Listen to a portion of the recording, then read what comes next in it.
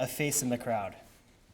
I'm strolling through the Pando clone and a 106-acre aspen stand and one of the largest single organisms on Earth. The trees all blend together, indistinct and unremarkable copies of one another. Their beauty is one of subdued unity, a synchronized whole. Standing at uniform height, they quake together in the wind. Yet, one stands out. This clone does not whisper with the choir, but boldly proclaims thrilled, me. Etched in its bark is the tree's desperate attempt to create a place for itself in the universe, to identify itself as something distinct and important. This tree may be a we, but it is also a me.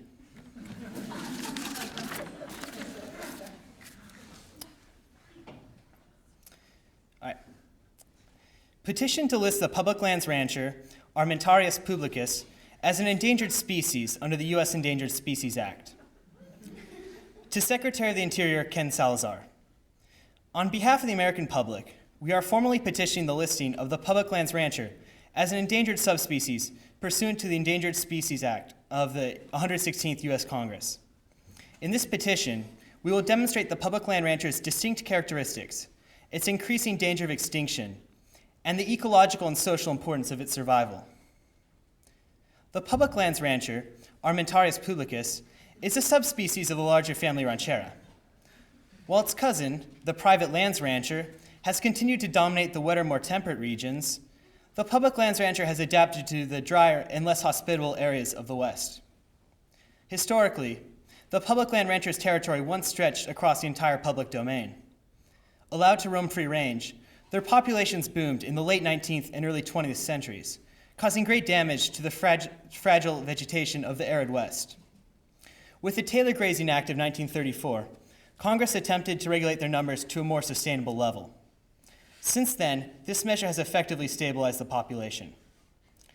The public lands rancher is a keystone species in the Old West ecosystem, intricately linked with neighboring organisms. Cattle in particular have closely evolved alongside the rancher. The two species are usually found in close proximity and have developed the extraordinary habit of feeding one another. Studies indicate that the native cattle population is so reliant on the presence of ranching that it is unknown if cows can remain viable in the absence of the rancher. The extinction of cattle in the West could have dramatic consequences on the rest of the landscape, and many plant populations would suffer. The dominant cheatgrass would likely become scarcer, and native bunch grasses would begin to invade the undisturbed landscape. In short, the delicate fabric of the grazing ecosystem could be unraveled. The social importance of a species extends far beyond its ecological impact. Like other charismatic megafauna, the rancher captures the imagination of the public. The cowboy is just as important a national symbol of independence and self-reliance as the bald eagle. Allowing him and his inspiring way of life to vanish, we would all lose a part of our collective identity.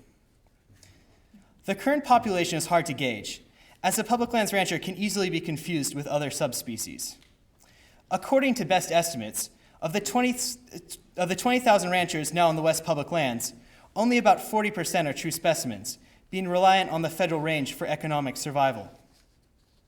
More disturbing than the loss of numbers is the age distribution of the population. In recent years, the average age of the public lands rancher has risen dramatically. In Wallowa County, Oregon, the typical cattleman is 58 years old. In southern Utah counties, this average is well above 60. Captive breeding programs have proven successful in restoring the population of other top predators. Unfortunately, such efforts for the public lands rancher have met with limited success, which many experts attribute to the advanced age of the subjects. A bigger problem may be lack of recruitment among the youth. Year after year, more juveniles are failing to return home after adolescent migration. Unless economic conditions drastically improve, this trend will accelerate.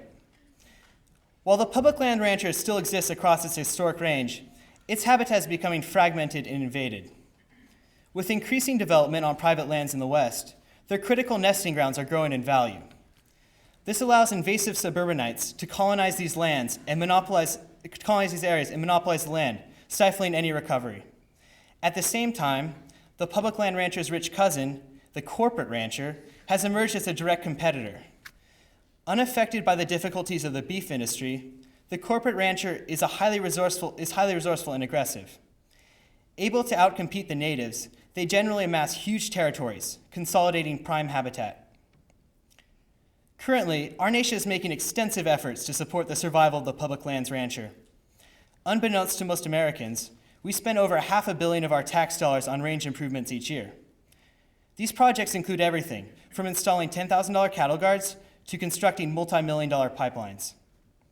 Besides covering such expenses, the federal government has also been successful in keeping grazing permits exceedingly cheap.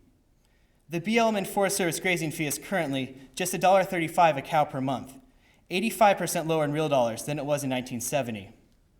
This generous subsidy has allowed many cattlemen to continue, despite their economic difficulties. Yet, management must change for any hope of survival, as the current efforts will only slow, not stop, the extinction of the species. Maintaining the subsidies may keep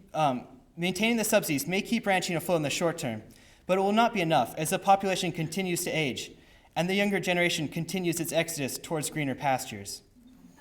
Rising fuel prices, the economics of the globalized beef market, and litigation from environmental groups have so dramatically altered the public rancher's habitat that survival will be impossible without a major change in the way public ranching is done. There are signs that ranchers can adapt to these new conditions, but it will require our renewed support to give them a fighting chance. The time has come to pick a side. Are we ready to commit to saving the public lands rancher, or are we ready to let it go? Maintaining our current policy only stalls the inevitable, and we need to decide if this majestic species is worth committing billions more to support. In the end, the question may not be whether we can afford to lose this piece of our heritage, but whether we can afford to keep it alive.